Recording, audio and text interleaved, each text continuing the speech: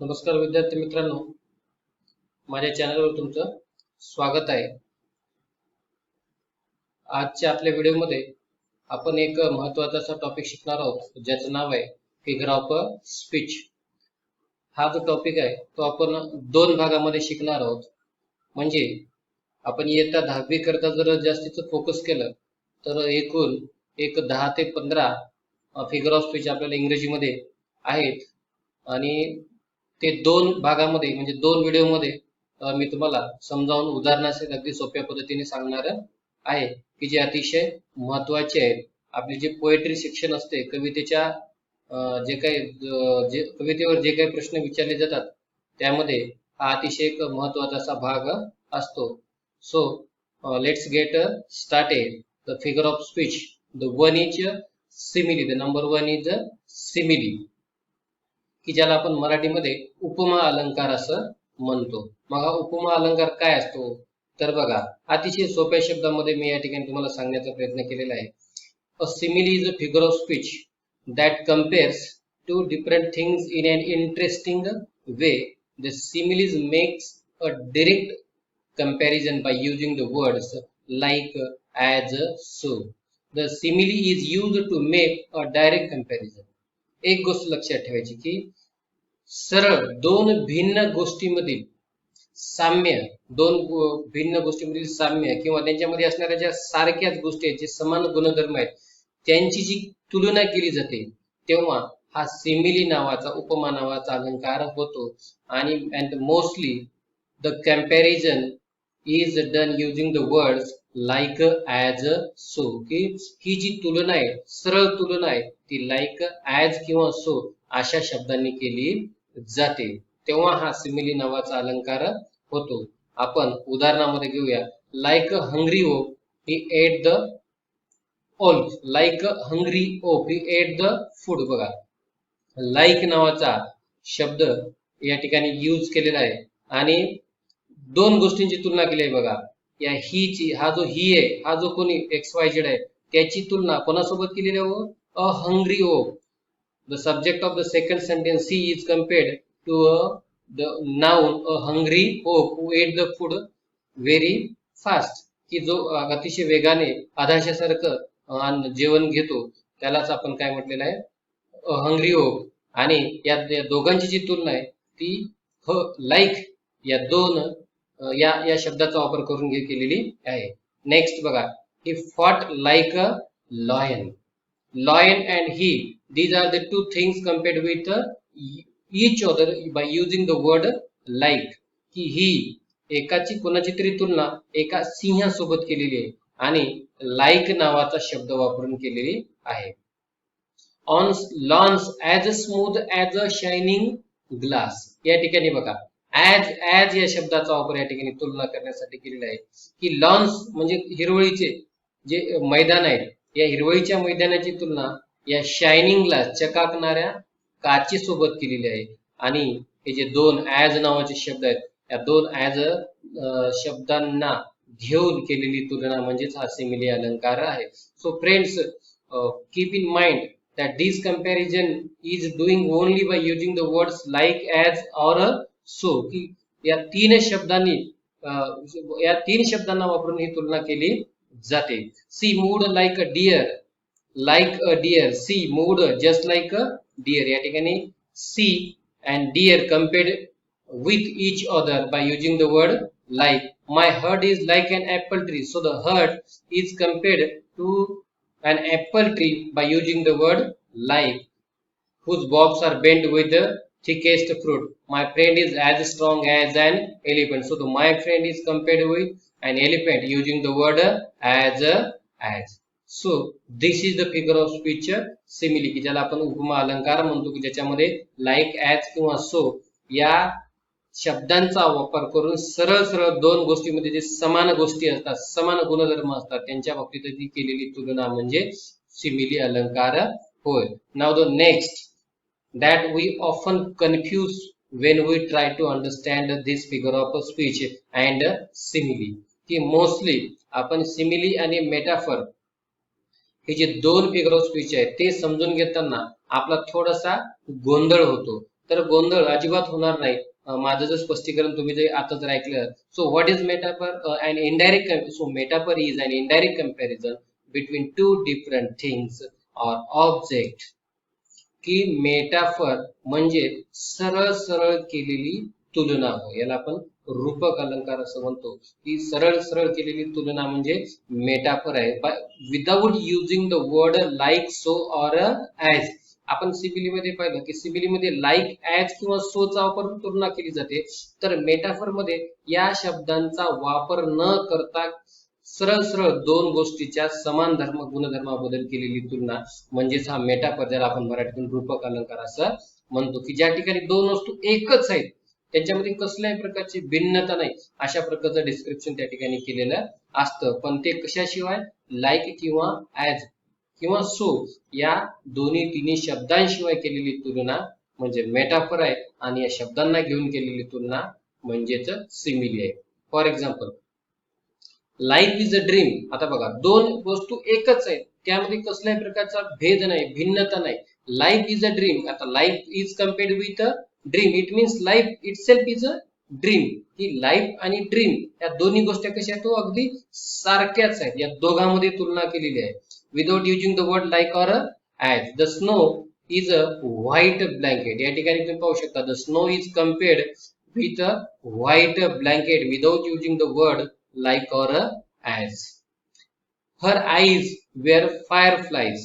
Her eyes are compared with fireflies without using the words like or as. या ठिकाणी तिच्या डोळ्यांची तुलना या काजव्यांसोबत केलेली आहे. ही कोणत्याही प्रकारच्या लाईक किंवा ऍज या दोन्ही शब्दांचा वापर न करता. त्यानंतर the promises between us was a delicate flower. The promises between us, की आपल्यामध्ये जे काही वचन आहेत ते कसे आहे? तो वॉज अ डेलिकेट फॉर, एखाद्या नाजूक फुलासारखे जे कधीही तुटू शकतात. म्हणजे या ठिकाणी promises is compared with a delicate flower. या दोन गोष्टींची तुलना केली आणि या दोन्ही गोष्टी कशा आहेत? अगदी हुबेहूब आहेत, अगदी एकच आहेत, त्याच्यामध्ये कसल्याही प्रकारची भिन्नता नाही. Laughter is the music of the soul. So the laughter is the music. Laughter या ठिकाणी laughter and the music of the soul म्हणजे आत्म्याचं जे गीत आहे, आतून येणार जे प्रगट होणार जे गीत आहे, या दोन गोष्टींची तुलना केलेली आहे. या दोन्ही गोष्टी कशा आहेत? एकच आहेत, त्यामध्ये कसल्याही प्रकारची भिन्नता नाही. अशा प्रकारे लाईक आणि ऍज किंवा सोचा वापर करून केलेली तुलना म्हणजे सिमिली आलं, आणि यांच्याशिवाय केलेली तुलना म्हणजे मेटाफर, ज्यालाच आपण रूपक अलंकार असं म्हणतो. So the next, personification. So it is one of the easiest. हा एक अतिशय सोपा आहे, ज्याला आपण चेतन गुणवते अलंकार असं म्हणतो. So what is personification? So personification is a figure of speech where non living things, objects are described to seem like people. In personification, non-human objects are portrayed in such a way that we feel they have the ability to talk, to act like human beings. So what is personification? Is a figure where non-living objects are described to seem like people. की जे non-living objects आहेत, त्या ज्या निर्जीव गोष्टी आहेत, त्या अगदी मानवाप्रमाणे अगदी मानवाप्रमाणे त्यांचं काय केलं असतं? तो वर्णन केलेलं असते. की ज्या ठिकाणी अशा प्रकारच्या अमानवीय गोष्टी, अमानवीय गोष्टींना मानवीय आपण त्याला काय म्हणतो, योग्यता किंवा काही भावभावना लावून त्यांचं वर्णन ज्या ठिकाणी केलेलं असतं, तेव्हा हा अलंकार होतो. मग काय असेल त्याच्यामध्ये? म्हणजे निर्जीव वस्तू असतील, अचेतन सजीव, निर्जीव अचेतन वस्तू सजीव आहेत आणि त्या आपल्याच अगदी मानवाप्रमाणे बोलतात, वागतात, कृती करतात. मग निसर्गातील जे प्राणी आहेत, कीटक आहेत, पक्षी, वनस्पती, ज्या ज्या काही निसर्गातील वस्तू आहेत, त्यांना आपल्या सर्व मानवी गुणधर्म, भावना, चेतना आहेत असं दर्शविलं जातं, किंवा असं ज्या ठिकाणी वर्णन केलं जातं त्या ठिकाणी हा पर्सोनिफिकेशन नावाचा अलंकार होतो. म्हणजे याच्यामध्ये सर्वात महत्वाची गोष्ट म्हणजे काय? All the non living things in the nature are personified as just like a human being, which are talk like us, moves like us, speaks like us, they feel like their emotions just like a human being. अशा प्रकारचे जे काही मानवी अगदी मानवासारखे ते काय करतात, बोलतात, व्यक्त करतात, चालतात, बोलतात, अशा भावना त्यांना काहीतरी दिलेल्या जातात, तेव्हा पर्सोनिफिकेशन नावाचा अलंकार होतो. For example, the sky weeps. The sky weeps, actually weeping is a quality of a human being. रडतो कोण? मानव रडतो. पण या ठिकाणी काय सांगितलं आहे? द स्काय विप्स, की आकाश रडते. So the weeps is the quality of a human being, but in this line, so this ability of crying is given to in to a inhuman things. की रडणे ही ऍक्च्युली मानवीय गोष्ट आहे, की मानवाची कृती आहे ती, पण या ठिकाणी आकाशाला ही मानवीय कृती किंवा गोष्ट या ठिकाणी लागू केलेली आहे. Stars danced in the sky. So actually dancing is the action of a human being. But here in this line, the poet says that the stars are dancing. The stars are dancing just like a human being. की तारे काय करत आहेत? नृत्य करत आहेत, नाचत आहेत. ऍक्च्युली तारे नाचू शकत नाहीत. नाचणे हा हा एक ही जी आपली ऍक्शन आहे, ही मानवाची ऍक्शन आहे, पण या ठिकाणी या ताऱ्यांना दिलेली आहे. In the number 3, mother nature moves and speaks. So mother nature जी निसर्ग माता आहे, मूव्स अँड स्पीक्स, ती आपल्यासारखी हालचाल करते, स्पीक्स करते. Actually it is not possible in reality, but here in this line the poet says, the poet has given our feelings to the inhuman being. की आपल्या ज्या बोलण्याच्या हालचाल करण्याचे जी काही आपले गुणधर्म आहेत, आपल्या ज्या काही क्वालिटीज आहेत, त्या या ठिकाणी मदर नेचरला, निसर्गाला दिलेल्या आहेत. So here in this sentence nature is personified as a mother who moves and speaks. So that is why figure of speech is a personification. या ठिकाणी पाहू शकता तुम्ही दिलेले आहेत, my little horse must think it queer. Queer means थोडस विचित्र. My little horse must think it queer. Here the speaker says that his horse is thinking it so queer. Actually thinking is a quality of a human being, but here in this line the poet, the speaker says that his horse thinks it queers. की त्याच्या घोड्याला कदाचित हे थोडंसं त्याचं वागणं काहीतरी थोडंसं विचित्र वाटलं असेल. अशा प्रकारचे वाटणे, फिलिंग्स, ही भावना ऍक्च्युली मानवाची आहे, पण या ठिकाणी या लाईन्स मध्ये कवीने ती त्या घोड्याला दिलेली आहे.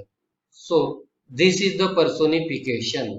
की निसर्गातील अचेतन निर्जीव गोष्टी जेव्हा माणसासारख्या वर्तन करतात, त्या बोलतात, चालतात, वागतात, अशा प्रकारचं वर्णन ज्या ठिकाणी आलेलं असते त्या ठिकाणी पर्सोनिफिकेशन नावाचा अलंकार होतो. नाउ द इन्व्हर्जन, यालाच आपण व्युत्क्रम अलंकार असं म्हणतो. आता हा अलंकार थोडासा समजून घ्यावा लागेल आपल्याला, की when words in a line are not in the correct prose order to give the special poetic effect, so then the figure of speech is inversion. So this is one of the easiest figure of speech in our syllabus. For special effect, for special poetic effect in the line, sometimes poets does not give the correct orders of the prose to emphasize some special effect on the reader.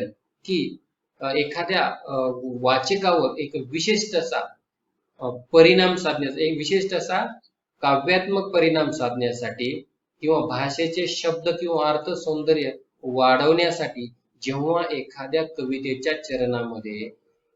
कवितेच्या चरणामध्ये शब्दांचा क्रम बदललेला असतो, शब्दांचा क्रम बदलून जी शब्द चमत्कृती साधली जाते, तेव्हा इन्व्हर्जन नावाचा अलंकार होतो. या ठिकाणी फक्त शब्दांचा क्रम बदलला जातो, बाकी दुसरं काही एक नाही. सो हा एक खूप सोपा आहे. My soul with anguish feels for havoc done. So this is the line in the poem. So in this line the prose order is not in the correct. या ठिकाणी जी शब्दांची जी बांधणी आहे ती योग्य नाही किंवा योग्य अशा शब्दामध्ये नाही, तर ती करेक्ट कशी आहे ते त्या ठिकाणी दिलेलं आहे. तर या ठिकाणी खास स्पेशल पोएटिक इफेक्ट साधण्यासाठी शब्दांचा क्रम काय केला जातो, थोडासा बदलला जातो. So in this line the prose order is not correct. So the correct order is given in the red color. My soul fills with anguish for havoc done. अशा प्रकारे. Now number 2, whose words these are, I think I know. So these line also is not in the correct prose order. So the correct prose order is I think I know whose words these are. शब्दांचा क्रम बदलून थोडीसा शब्दाची गंमत या ठिकाणी साधली जाते. Today upon a bus I saw a very beautiful girl. या ठिकाणी देखील शब्दांचा क्रम योग्य नाही बघा. I saw a very beautiful girl. Today I saw a very beautiful girl upon a bus. अशा प्रकारे.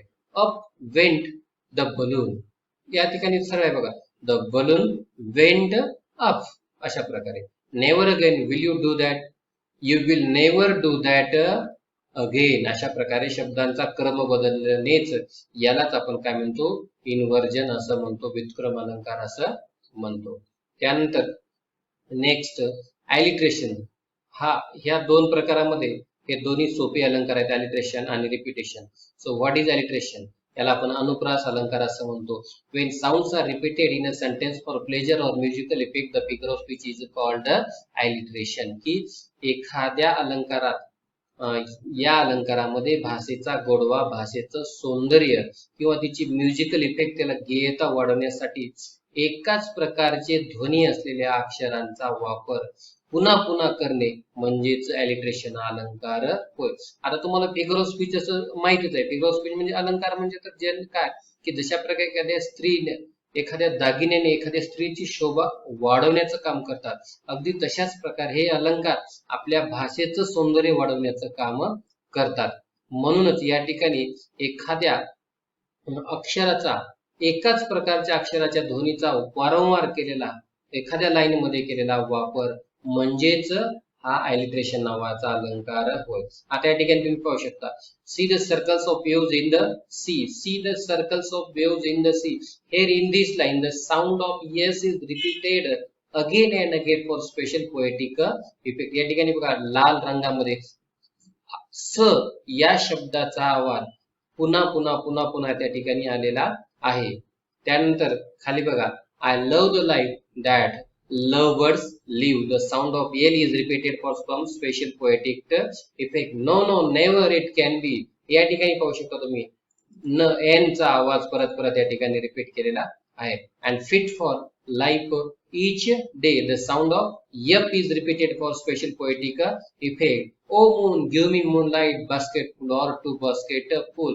The sound of M is repeated for some special musical effect. So friends, so this is the alliteration when the words, the sounds of special letters are repeated for some special musical effect. The sound of the figure of speech is alliteration. अशा प्रकारे alliteration. Next पाहू शकता तुम्ही repetition. आता alliteration, so what is the difference between alliteration and repetition? मग या दोन्ही मध्ये काय फरक आहे, तर फरक कोणता बघा. So the sound of a particular letter is repeated in alliteration, and in repetition the whole word is repeated for some special poetic effect. की alliteration मध्ये पाहतो की आपण एकाच अक्षराचा, एकाच उच्चार असलेल्या शब्दांची पुनरावृत्ती केली जाते.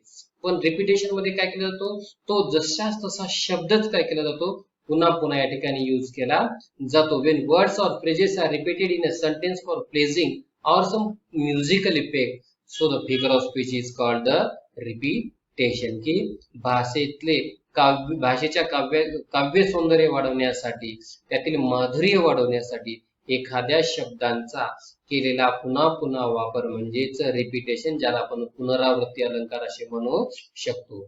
अगदी सोपं आहे. The more you it the more it shows. So in this line the words the more is repeated for a special musical effect. I want to show many small moons of light. The word small is repeated. He becomes an infant small. He becomes a man of O. So in this line, he becomes is the two words that repeated again and again. I wish I could see him. I wish I could know him. The words I and wish are repeated for some musical effect. In the last sentence, last line, never again, oh never shall I go that way again. The words never and again are repeated again and again in the same line. So this is the repetition. So friends, you have to remember the difference between alliteration and repetition. So alliteration means the sound of a particular, the repetition of a sound of a particular letter, and the repetition means the using of words again and again in the same line. एकाच अक्षराच्या आवाजाची पुनरावृत्ती होणे म्हणजे alliteration आणि एकाच शब्दाची पुनरावृत्ती होणे म्हणजे repetition. Now 7, tautology. So what is tautology? पुनरुक्ती अलंकार असं आपण त्याला म्हणतो की when two words or phrases in a sentence have the same meaning, they have same meaning and they are used in the same line, so then the figure of speech is a tautology.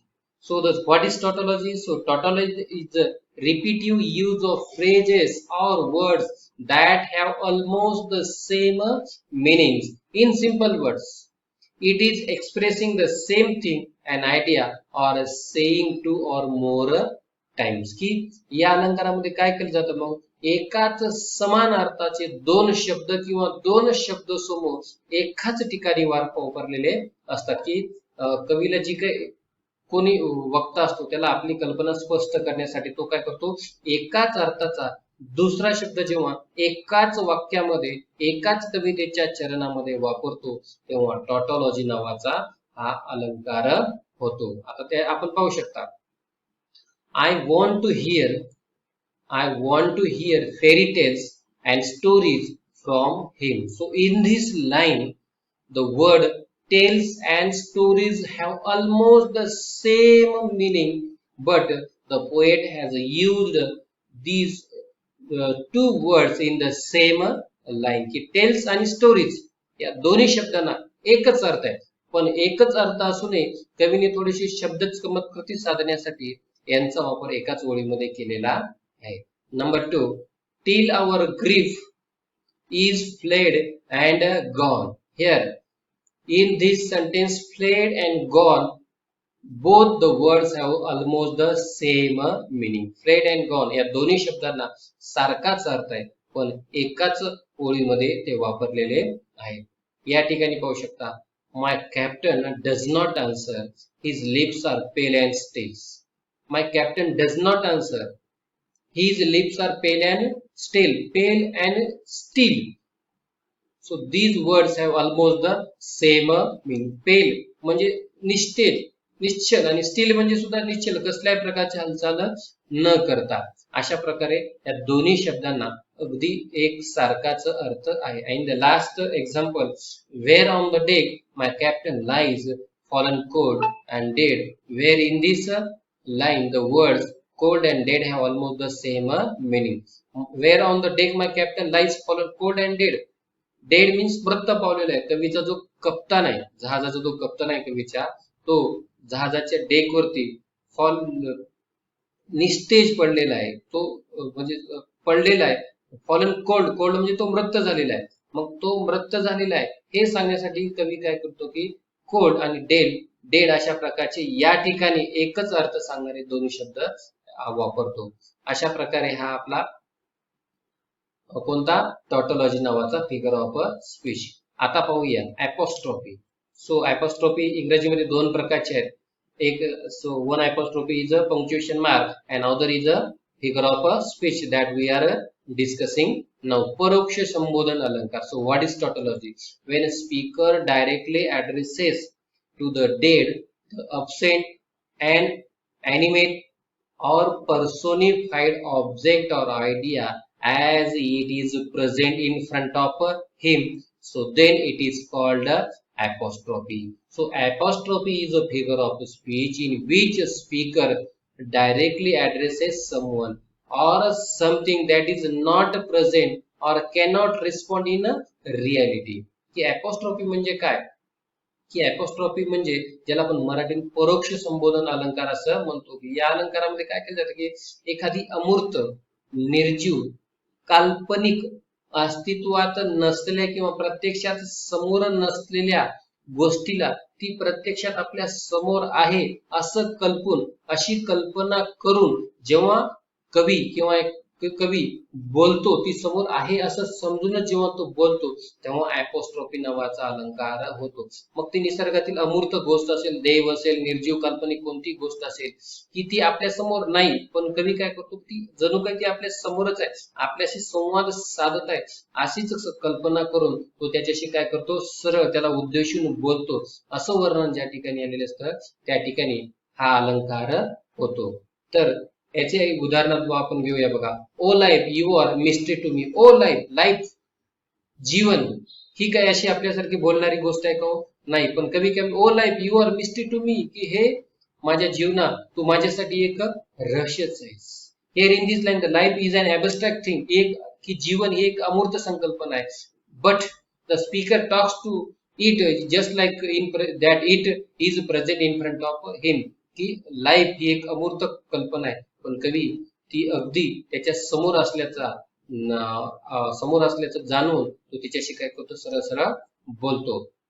आता या ठिकाणी बघा, please open up my eyes, open up my eyes dear lord, की कवी देवाला विनंती करत आहे. आता देव आपल्या समोरासमोर तर आपण शक्यच नाही, आपल्याला फक्त ते इमॅजिन करावं लागतं, की तो कवी देवाला काय म्हणतो, please open up my eyes, की देवा कृपा आहे माझे डोळे काय करतो या ठिकाणी उघड.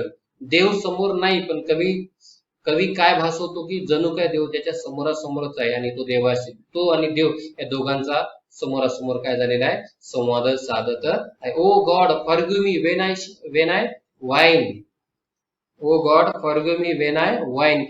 इथं या ठिकाणी देखील कवी काय म्हणतो, हे देवा मला माफ कर, जेव्हा जेव्हा मी काहीतरी तक्रारी करेल, तक्रारीचा सूर तुझ्या समोर दाखल, तेव्हा तेव्हा तू मला काय कर, माफ कर. या ठिकाणी सुद्धा देव समोर नाही.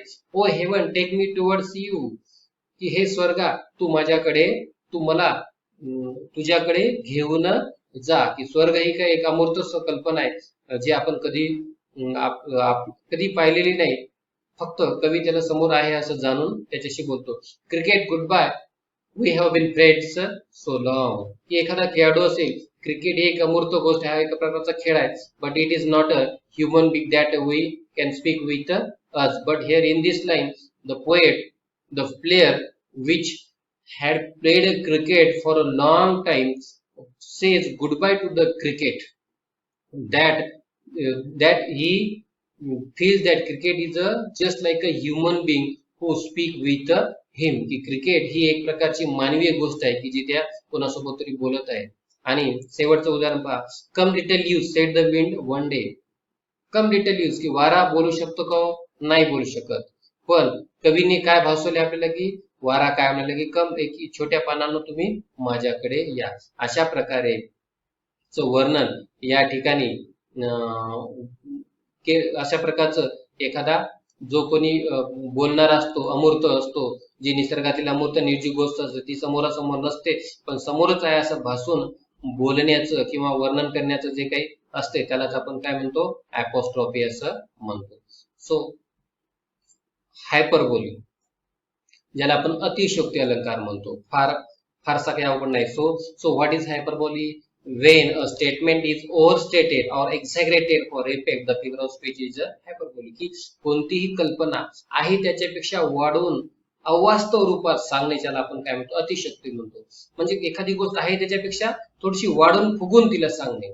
आता मग याचा हा तर अतिशय सोपा आहे. He said that he could do as much as work in a day as his wife कुड डू इन 10 days. की तो काय म्हणला, की मी जेवढं काम एका दिवसामध्ये करतो, माझी बायको जेवढं काम 10 दिवसामध्ये करू शकत नाही, तेवढं काम मी काय करतो, फक्त एकाच दिवसामध्ये करतो. आता हे थोडस वास्तवापेक्षा थोडस अधिकच वाढवून या ठिकाणी सांगितलेलं आहे. My brother John got Christian me and I got Christian him. की कवी काय म्हणतो, हे कवितेचे ओळ आहे, की माझा भाव माझ्यासाठी जे नाव ठेवलं होतं ते माझ्या भावाला मिळालं, आणि भावासाठी जे नाव ठरलं होतं ते मला मिळालं. ऍक्च्युली असं काही शक्य नाही. And when I died the neighbors came and buried my brother John. And when I died, कवी काय म्हणतो, की जेव्हा मी मरण पावलो तेव्हा शेजारी आले आणि माझ्या शेजाऱ्यांनी काय केलं, माझ्या भावालाच जमिनीमध्ये काय केलं, पूर्ण टाकलं.